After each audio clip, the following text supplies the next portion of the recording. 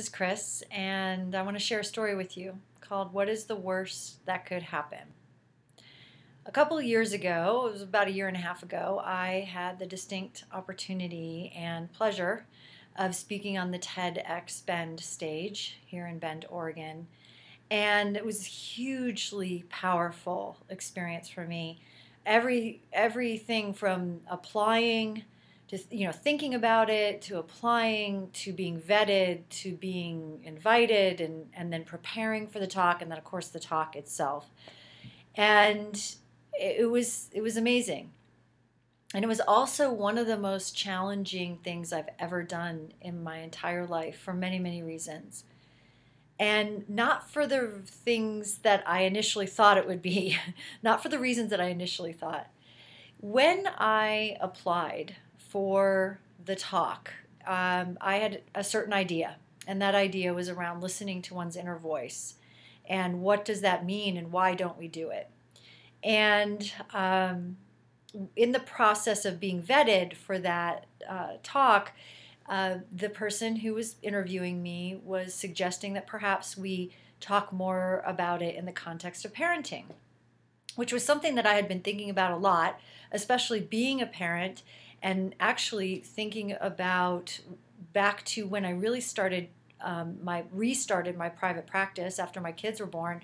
One of the things that really got me back into it was wanting to teach parents how to trust their intuition, and then teach so that they could teach their kids to trust their intuition, because I actually thought that would be the best way to keep our kids safe, was to trust their instincts and their intuition and know how to use them and use their voice around that.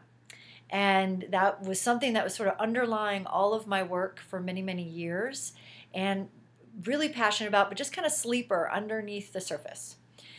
So we get into this process, and it sounds like that's going to be a great idea for me to talk about. Somehow incorporating this parenting and being present, and what does that look like, and a little bit around the intuition. That was a word that wasn't really, it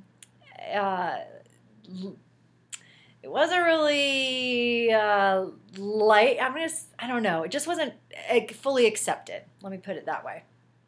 In the conversations, we kept kind of being steered away from it. And so then when I went to go prepare for the talk, I was really struggling with the writing of it, because I really wanted to talk about intuition, and I really, really wanted to talk about why we as parents don't trust our intuition, and why it's so important that we teach our kids to trust their intuition. And part of that was personal, because I am an intuitive and have been sensitive all my life and didn't know it, and grew up with other sensitive people in my family who also didn't know it or didn't want to know it. And it was something that wasn't really validated in a lot of ways until I moved away and started connecting with other people who are also intuitive. So it's taken me many, many years to step into that and to believe that and to honor it and to use it wisely.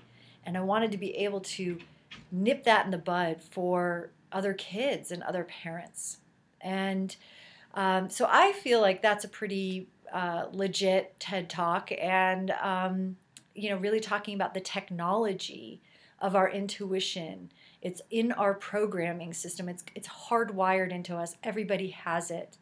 And there's a lot of talk today about, trusting your intuition and using your intuition in business and relationships and all. I mean, it's just like everywhere now. It's becoming more and more of a buzzword. But what we don't talk about, what we really don't talk about, is why we don't listen to our intuition. So how does this all apply to my talk? Well, if you've seen my talk, you'll see that I did not give a talk on trusting your intuition as a parent, or helping your children trust their intuition. And part of the reason for that was because I submitted several talks around that, several versions of my talk around that, and I kept being steered away from that, and by the committee and my personal liaison. And I had this idea in the process of writing my talk that maybe I should just go rogue. Maybe I should just get up there and do it the way I do it.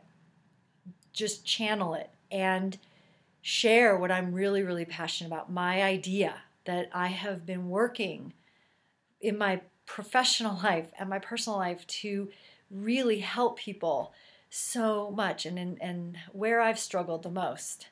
And instead, I played it safe. I changed my talk. Yes, part of my talk is changed at the very last minute. And if you watch it, you'll know right where that is. But really, for the most part, I love the talk. It's a good talk. I stand behind the ideas in that talk, but it's not the talk I wanted to give. And that is really hard for me to say. And it took me a long time to really admit that and then forgive myself for not giving that talk, not giving the talk I wanted to give.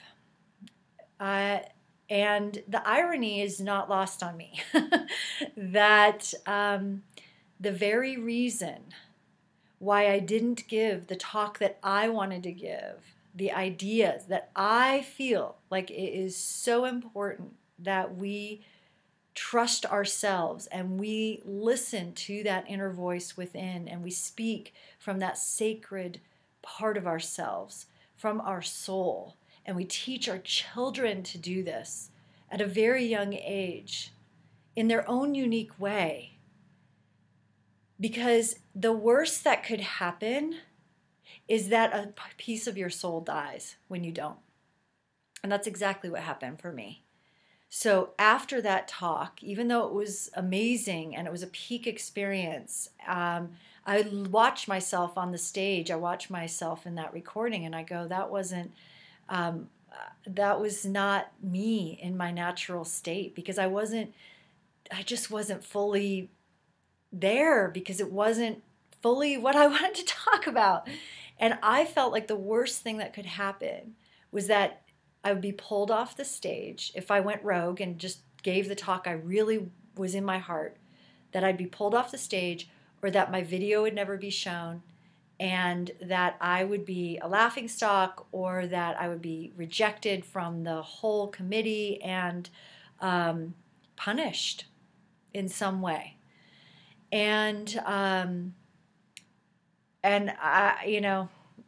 my ego was like, no, I don't want to do that. This is a great opportunity for me. And I went into it, not only a great opportunity for me, but a great opportunity to just share and speak and reach people, And the thing that really hit me hard was that I wasn't able to do that in the way that my soul was calling me to do, because I kept it closed down. I shut it down. I kept it under wraps, because to me the worst thing that could happen was that I would be tossed off the stage, or that I'd be rejected by this huge organization called TED. And after that talk, I really slipped into quite a bit of a depression, and I am not a depressed person.